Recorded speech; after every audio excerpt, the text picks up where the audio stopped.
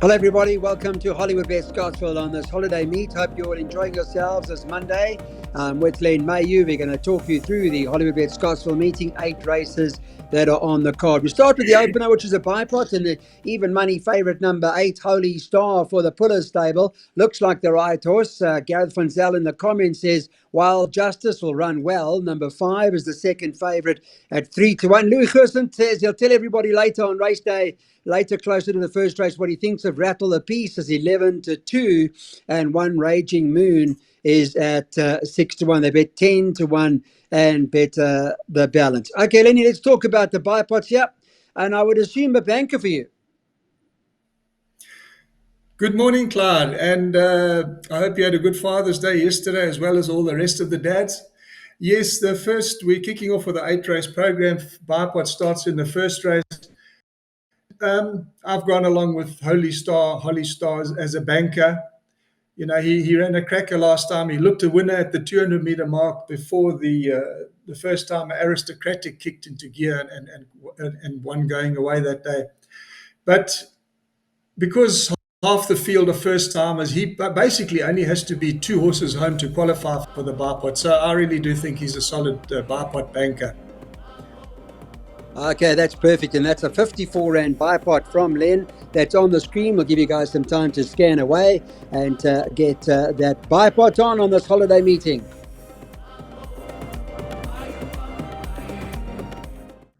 On to the second race we go. Now let's take a look at what the market looks like in this particular event and start of the place accumulator.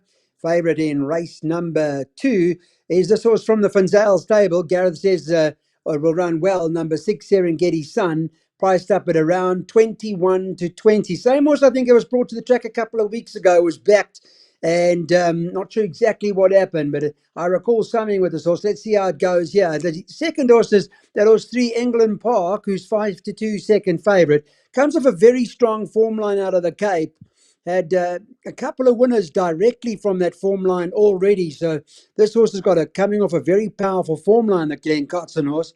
And then you got number 7, Perfume Power, who's priced up at 4-1.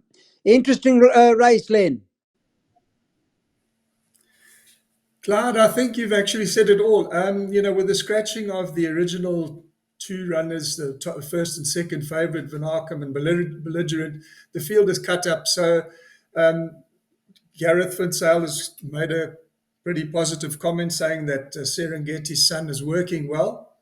And the England Park from the Glen Cotson stable, she ran a very good race first time. I know she was beaten 5 lengths, but she made up 5 lengths in the last few hundred meters.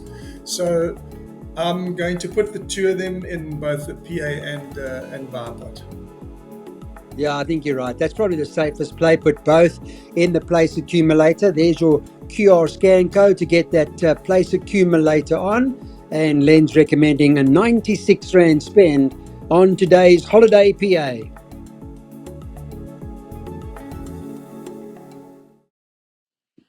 On to the third race we go now. Excuse me, and Priory Terrace, this horse from the Alison Wright stable, does look like the horse to beat. I'm going to get an opinion from Len in just a moment as to what he thinks.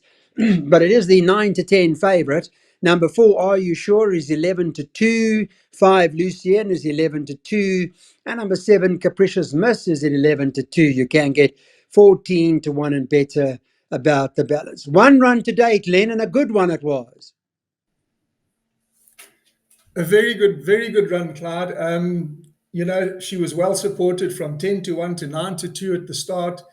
And Ant Magudla jumped from a wide draw I know it was up the straight, but generally the outside draws are not favourable. And she tracked right across to the inside of the course. And, she was up with the pace the whole way and just got outrun in the closing stages. So she's got to have come on from that run. And I really think she's got to beat you. So I'm banking her in the pick 6. The obvious danger is the 5 horse Lucien, who hasn't done much wrong, but I do feel pretty strong with Priory Terrace.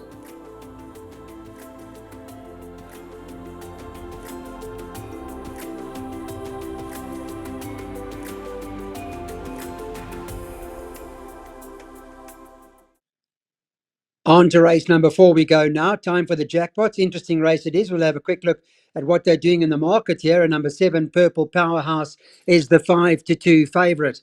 Number 4, Wherever I Lay My Hat, is 3-1. Then you got number 6, Prankster, at 4-1. And the 8 horse Ultra Quick, who's priced up at 5-1. You can get 6-1 and better about the balance.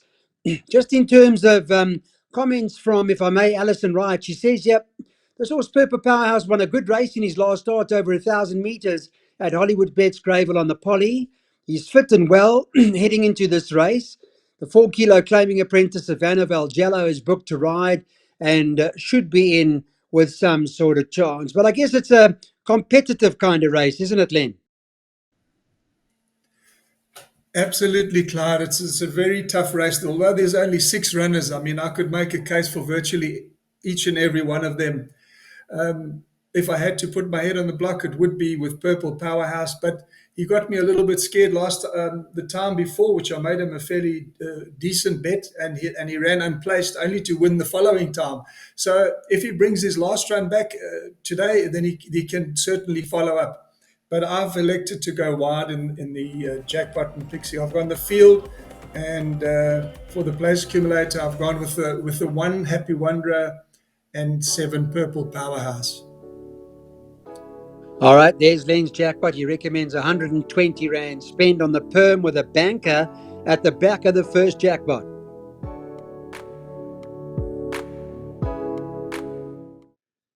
Hello, everybody. Welcome back to Betway's Weighted to Win on this holiday meeting. We are race 5, and we're going to talk about second jackpots in this particular event. I'll give you an idea as how the Betway are betting this morning, where number 6, Bad Medicine, is 7-2, 2 Escapologist, 4-1, 7 Arctic Silver, 4-1, 1 King Bavarian, 5-1, 11-2 about the 5 Basi Rakvat, and then you got the 3 Richard the Fearless, who's at 8-1. It's 14-1 and better about the balance.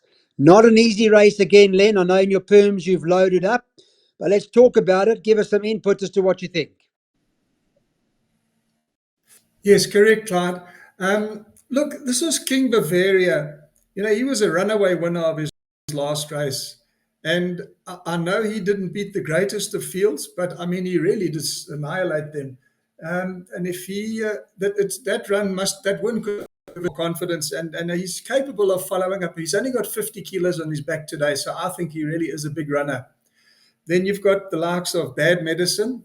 Okay, he's only a one-time winner, but I really do think that the Scottsville track is going to suit him better than the gravel course. So I'm expecting a big run from him. Then the Highveld filly, Arctic Silver, she's another one who's on the up, the 3-year-old filly. So I do respect her. She won her maiden by 10 lengths.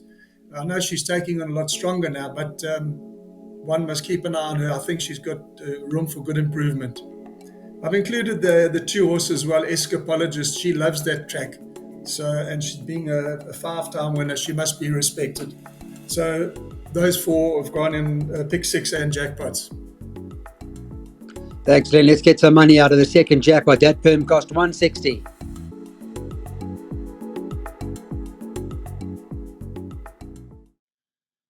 Now we're having a look at race number 6, and we got a bit of an update from the Gary Rich stable about Turpitz, courtesy of Hollywood Racing. And he finished off his last race over this course and distance nicely.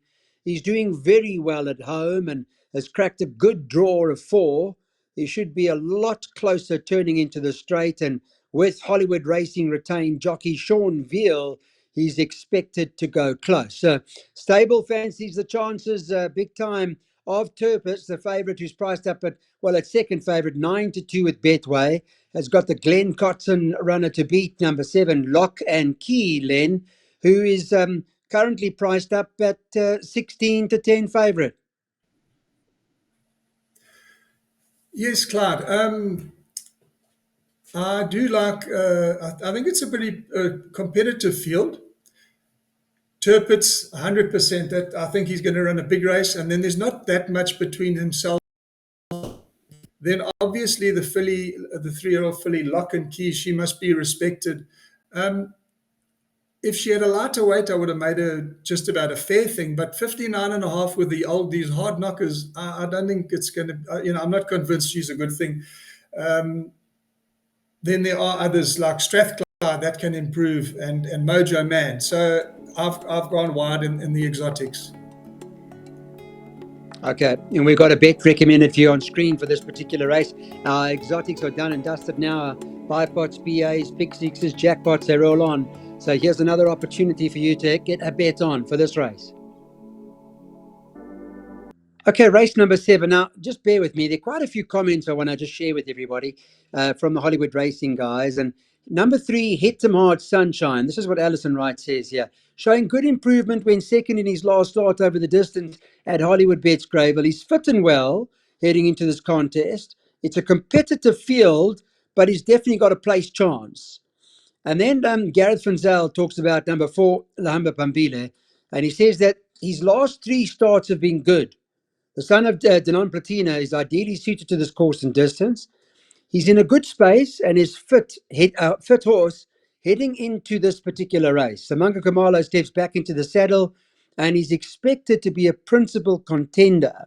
So Funzel quite big on Lahamba Pambila. Lion Rampart, he says the following. He's having his first run for the yard. He's a happy horse. He's enjoying his work heading into the race. He's aimed at the Post Merchants on Hollywood Bets Durban July Day. And this outing will bring him on quite nicely. His work at home has shown pretty good, and they're expecting him to be quite a big runner, Lion Rampart. And just in terms of Shafolia, they say she's been disappointing her last 2 starts. She is ideally suited to the distance. She does meet a competitive field with numerous horses having decent winning chances, and they're hoping for a positive effort. And it was just worth mentioning I Am Giant, where Stuart Ferry made reference having his first run for the stable. We'll bring him on for a race on Hollywood Bets Durban July Day. He's doing very well at home and should run a forward sort of race. So that's pretty much the wrap from comments perspective. Lenny, what do you think? Clyde, yes, I feel it is a competitive field. You've got quite a number of runners in with winning chances. I am in the camp, however, of Lahamba Pambili. I do think he's going to go close.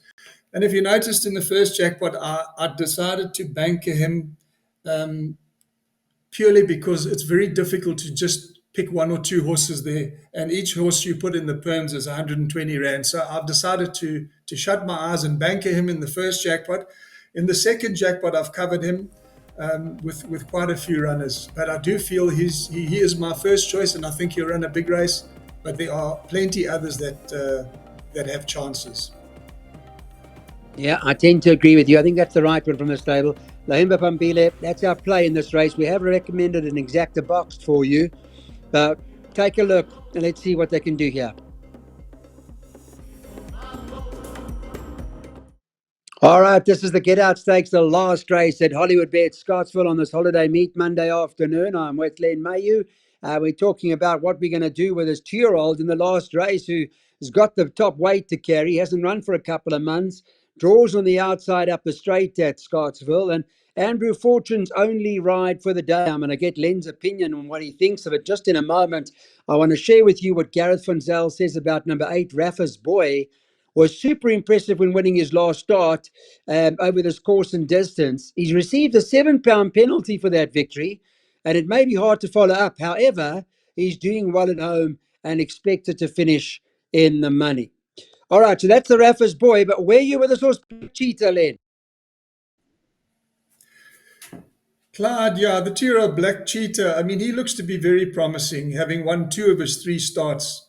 And then last time, he finished just behind a horse like Dreamworld, who's shown top ability down in the Cape, and the horse that won the feature the other day, Malmesbury Missile.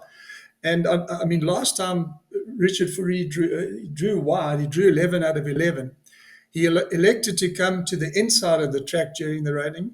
Then 300 out, he pulled him out again and came to the outside, and he was only beaten just over 2 lengths. He looks to be very promising, Clyde, and I'm putting all my eggs in the one basket here and going with Black Cheetah.